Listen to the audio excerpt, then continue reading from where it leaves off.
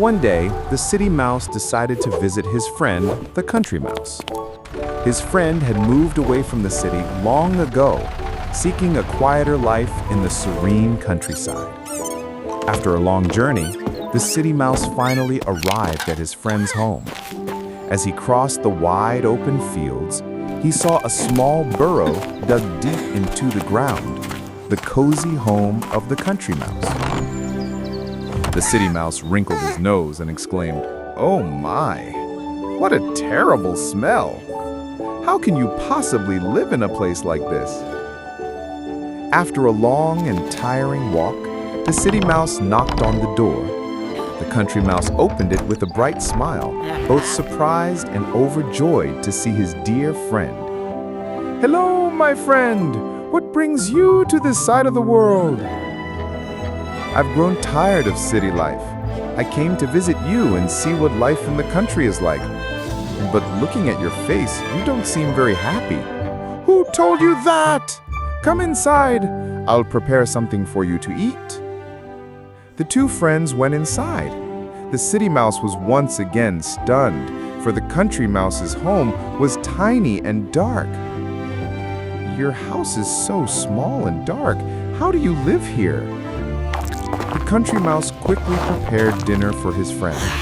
On the table was a small piece of cheese, a few carrots, some lettuce, and a handful of corn kernels.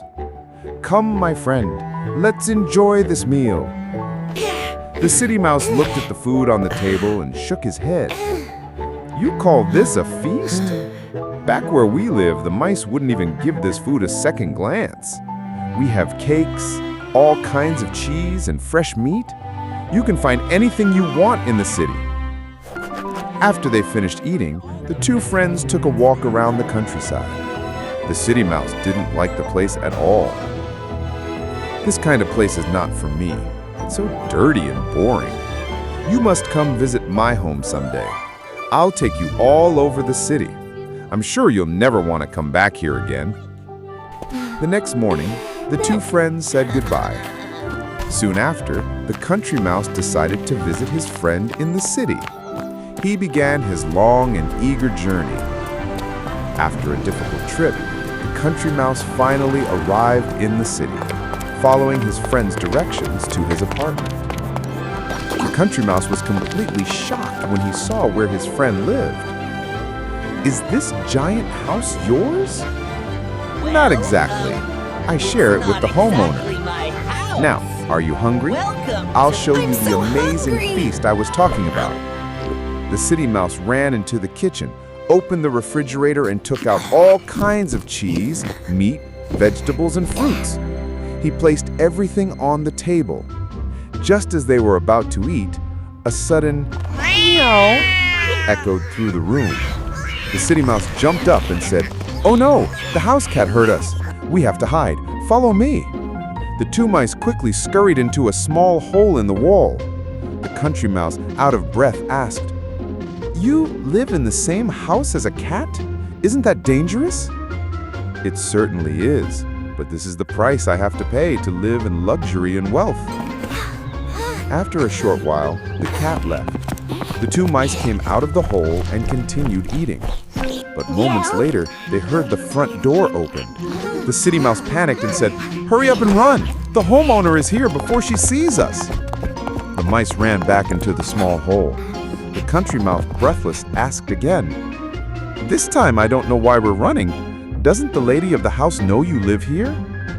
"Of course not. She is a very dangerous person."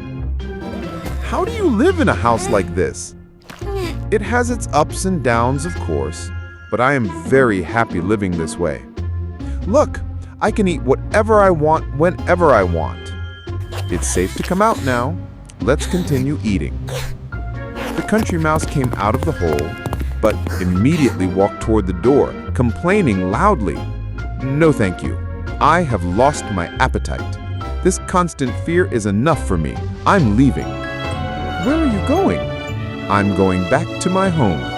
My home may not be rich, but I live in peace with my freedom. I would rather live in peace and feel free than live in fear all the time."